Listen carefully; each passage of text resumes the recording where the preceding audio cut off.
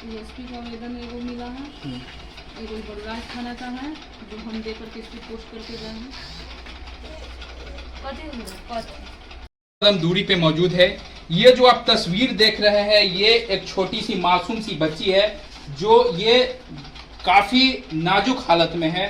देख सकते हैं इनका डॉक्टर के द्वारा इनको पाइप भी लगा गया है और ये उनकी माँ है और ये मौसी है।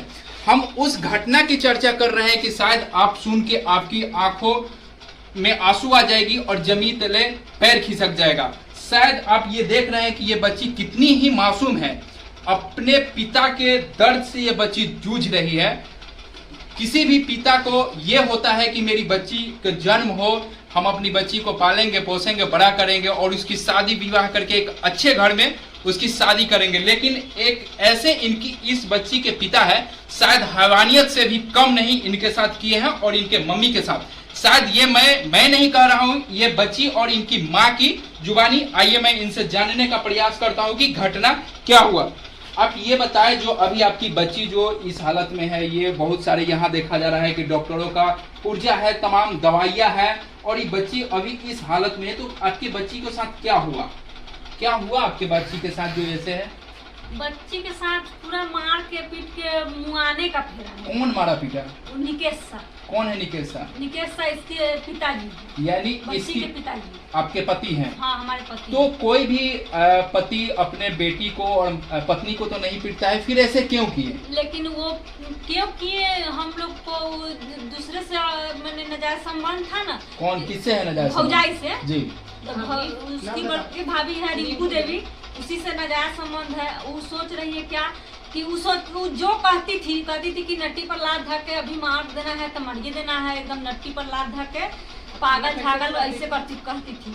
हाँ, अब पूरा हमको दिमाग में पूरा मार मार के पूरा अथी कर देता था, पटक के मारा। और फिर इसके नीचा बिछौना पर से पूरा बिछौना ऐसे करके और रात को ऐसे फेंक दिया ना, तो पूरा ये सब दर्द करने लगा, फट गया है इस जगह का रास्ता।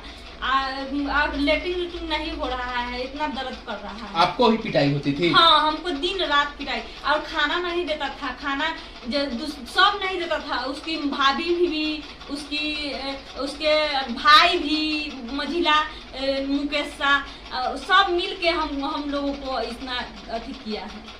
शायद ये देख सकते हैं कि ये बच्ची की क्या हालत है। शायद ये बच्ची बोलने की स्थिति में नहीं है, लेकिन मैं इनसे थोड़ा सा बच्ची से बात करने का प्रयास करूंगा।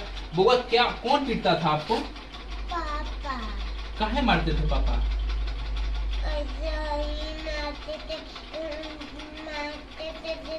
नहीं पता है।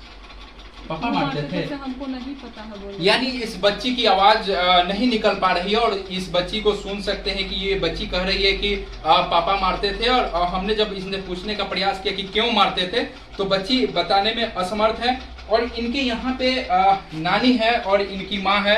इस माँ पे क्या बीतता होगा कि कोई भी माँ अपनी बेटी को शादी करता है कि शायद मेरी बेटी ससुराल जाए और खुशहाल जिंदगी जी सके, लेकिन शायद इनके नसीब में ऐसा नहीं हुआ और इनके बेटी और इनकी नतनी को बुरी तरह से पीटा जाता है। और ये जो बच्ची है, इस बच्ची का लखनऊ में इनका इलाज चल रहा है लगातार 6-7 महीना से। आप देख सकते हैं इनकी नानी है, मैं इनसे भी जानने का थोड़ा सा प्रयास करता हूँ।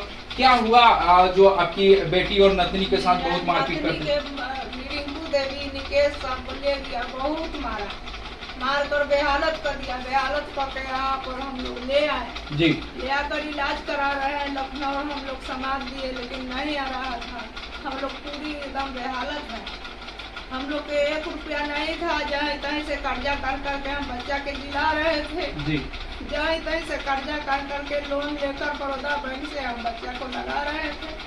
अभी मेरा बच्चा कब रहेगी कि नहीं रहेगी मेरा नसीब जाने।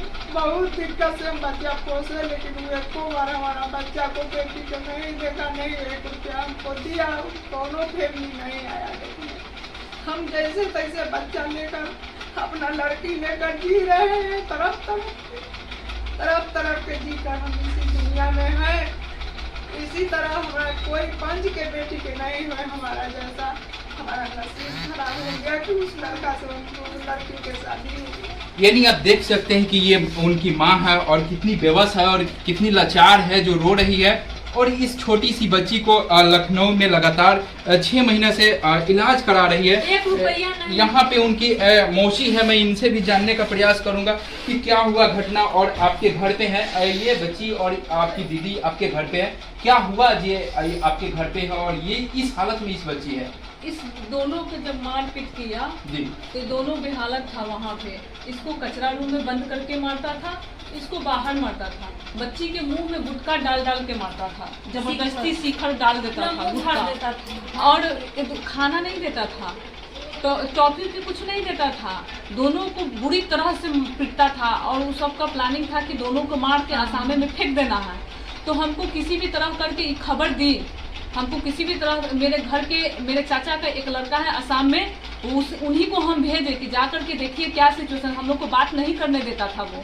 तो 2 महीने बाद हम भेजे वो भैया को, तो भैया जाकर के कहे कि जल्दी से जल्दी हो सके तो दोनों को ले जाओ, नहीं तो 10 दिन के अंदर में खत्म कर देगा। जी। तो हम वहाँ से लिया बच्ची को और इसके माँ को, और जब लाए तो हम लोग को नहीं लाने दे रहा था।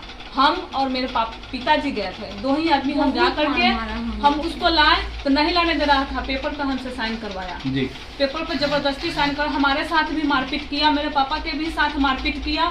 दोनों आदमी के साथ मेरे गर्दन पर वो दांत काटने दौड़ी। वहाँ के आदमी सब भी मतलब कि बोला कि नहीं, इस तरीके से नहीं होना चाहिए।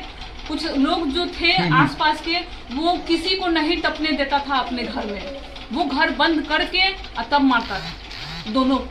यानी पिटाई से इस बच्ची की यह हालत हुई है।